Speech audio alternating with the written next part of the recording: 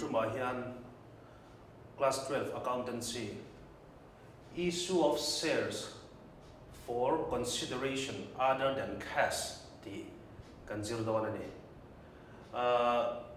issued capital noy hianin mipuite hena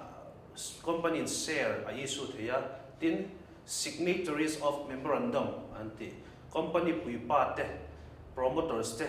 nena an issue the boka tin asset an valeina muna an issue the boka le bonus shares te pon betheya le rights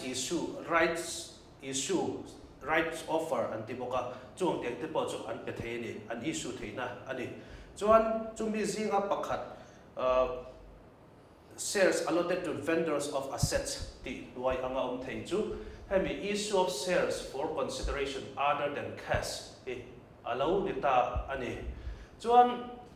tuntuma hian AB Limited kan nga YZ Limited kan nei don ni AB Limited chuan share issue turan neya chin YZ Limited hianin AB Limited te mamo zong tak building emo machinery emo land and building emo khatyang assets ro hlu hemi AB Limited ina ma ala na ta na poimo tur an sum don na ta na poimo tur kha anaita chumi chu purchase agreement an siamanga an purchase agreement atang chuanin AB Limited hianin share kha YZ Limited nena an pedon ta ni an issue don ta ni chu hela hel question kan neya kan question chu hetiang hi alo ni ta ni AB Limited purchase assets of YZ Limited for rupees 99,000 zia chu AB Limited khanin YZ Limited te assets an ro lu until nan building emo machine emo land and building po ani thei chu an lei don ta ni chu and the purchase consideration was agreed to be paid in terms of equity of AB Limited tini chu zia chu khabi an lei na tur khanin AB Limited in equity share an issue ve thuang ti ani ta ni chu journal entry kan pass dona chumi a chuanin pass turania chithum in an issue thei ni a first case of issue a chuan pakhatna chuan share kha aman pa ngain face value anga share kha issue ta se apathina chuan aman pa ngai ai sangin issue ta se tin adon le aman pa ngai hiabin issue ta se engtin nge accounting treatment engtin nge journal entry kan pass ang ti kha apoi mo ta de journal entry pass kha kan main objective kan thiam tur kan zir tur ber chu alo ne ta ade chu accounting treatment kan ti nuai chuan om ta tuna journal entry kan lo pass ang kan pass pa in kan soi fia le lokanga helaya ai vendors antiani chu sellers vendors antia chu seller hal tu anitani chuanin heavy question a hianin a hal tu zok chu YZ Limited anitani chuan YZ Limited atanga AB Limited ina kan lak tur chu kan nei tur chu assets ani eng assets bernge po asoi chuang lowa chu wang chuanin journal entry and pass yan sundry assets anti bai china chu sundry ti om zia chu various thil tam tak thil chi sang soina ani ruanin thil huang khatan luang soi angna soina angani ta ni sundry assets account debited to sundry assets account debited to YZ Limited account ani chuan enge kan la chu sundry assets kan ti chu a value chu 9 ro lu kan la chu 99,000 manan ta ne chu narration chu at here kan sia being purchase of assets on credit tin da tabila all samai chuanin number 1 na question khami kha hei zone entry kan pass ta number 1 na big kan focus ang shares kha engzatin nge an issue heta hian chuanin thil pakhat helai hianin share engzat nge kan issue don ti kha chu chole ngai number of shares to be issued equal to amount payable amount due by face value ti in da ila all sama number of shares to be issued kan chu chho don chon hemi bi ka hian share exact kan pek don XIZ limited a khan ti kan thriat du chuanin ti hian kan tiang 99,000 is divided by a face value of the share ni chuanin ti hian 9,900 shares kan issue don ti na ni chuanin journal entry kan pass le ta hian tu ne na nge share chu kan issue don vendors ne na YZ limited ne na YZ limited account debited to share capital account chuanin kan share kan issue zat to kan ziak to being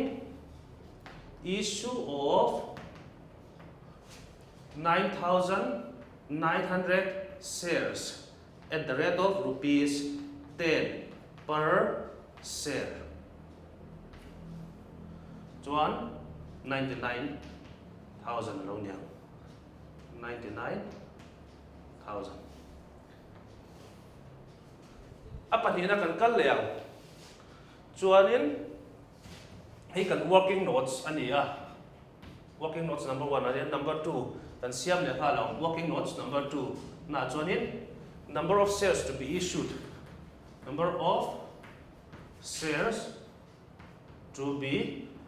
issued kan chu chuak le chuanin eta hianin amount due amount payable in ren chuan face value of the shares anianga helai chuanin shares issued at premium of 10 ani tani premium 10 ani chuan 10% of face value chu 10% of rupees 10 chu 1 ani chu ti ani chuanin 99,000 divided by 10 plus 1 tin kan danga chuanin 99,000 is divided by 11 anianga tia chuanin 9,000 kan issue don ni chuanin tu te ne na kan issue am kha shares kha YZ limited ne da tho YZ limited account debited to share capital account amai ro chu heta hianin share kha premium kan issue aman pa ngai face value kan ti face value cheng so mania chuanin aman pa ngai ai sangin cheng khata sangin kan issue chuanin kan issue asan na hemi tak hi premium chu ani tani premium ani wangin helai hianin journal entry kan pass hianin account khat bel tu kan ya again to securities premium account kan da thini chuanin narration kan siama kan ziaka being issue of 9,000 shares at the rate of rupees 11 per share including premium nantiang chuan chu securities premium bi kan issue chuanin 9,000 lo niang chuanin share capital chu 90,000 lo niang chuanin hemi amount due chu 99,000 tho ala niang apathum na chuan shares issued at discount of 10% ani 10% of rupees 10 to 1 ani zia chuanin discounted kan issue don tina ani tani accounting treatment heta journal entry kan pass tur chu hetiang he tani YZ limited account limited. Again, discount on issue of shares account limited to share capital account tani. Amount kha engting kan chu chuang kan ti chuan number of shares to be issued kha apoi mo tani. Zia chuanin 99,000 divided by 9 minus 10 anita face value chu minus 1 anita. It's 99,000 by 9. 11,000 shares an issue to one shares ka. Chuanin 11,000 shares an issue to na narration kan siamang halai kan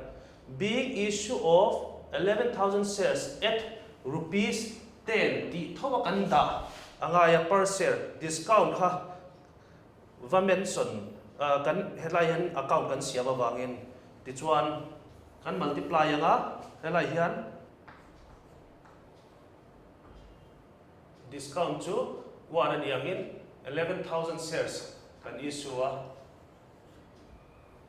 chuanin kan asset value kha 99,000 alani tani tikhanin he question big a hian riat chian lo palemo khate ang chi kha riat pol the ni ta chumi a chon working notes kan siam number of shares to be issued kha apoi mo khop meya chanchu amount due or amount payable divided by face value minus discount and discount case a chuan premium case a chuan plus premium ani thung ta ni a number of shares kha adang zel sia chu bi wang chuanin khalai te kha uluk tewin question pakhat tal incho ve sim mangai adin adang kan ti tu le kan ti to le kan ti le tur po question pakhat tal khatia kha lo chok zel turin kan ngen tu chu ni tun tu ma question pani na ta chuan leitu limited purchase assets of Shaltu limited for rupees 3 lakhs. An amount of rupees 3,000 is payable in cash. The rest of the amount is agreed to be paid by issue of equity shares. Past journal entries in the following cases. Tani. Chuanin helai hianin purchase consideration agreement and siama hian leitu limited khan Shaltu limited hena khanin cash le shares an issue dot in ani chu issue of shares thil chi akal ta de a question ma sa chuanin issue of share hlang an pe a tuna chuanin cash le shares an issue dot ani zia chuanin payable amount kan ti payable amount kan ti hi 3 lakhs ani cash a sang thum an pek chuan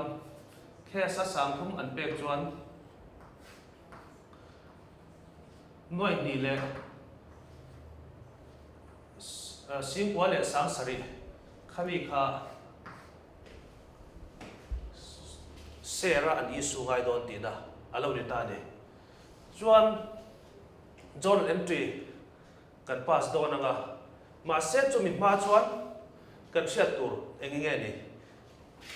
vendors kan tia tu te nge chu vendors chu Shaltu a hriat ol samna tan Shaltu tin Shaltu limited kan manga Shaltu limited hne na hianin cash le share kan issue don ani thil chini chuanin a leitu ve thum chu leitu limited kan ti kha khati khan hriat ol sama thiam po ol zo kani tuna journal entry turin line kan siam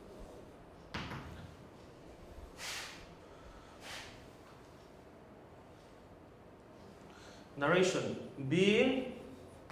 issue of 27,000 shares at the rate of rupees 110 per share, including premium. Apoi mo ma sa chu working note kan siam lenga number of shares to be issued ka kan chu chua kang. Chuanin 297,000 divided by 100 plus 10 kan tini. Amja chu 10 hi premium, 100 hi face value. Chu tianga kan tia kan han pinglo chuanin ti han chuak ta chu 2,700. Alo ni ta ne. Chuanin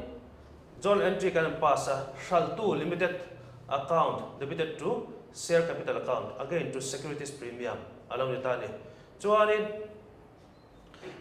narration as being issue of 2,700 shares at the rate of rupees 110 per share, including premium. The journal entry kan pasta narration kan siam bok ta ni.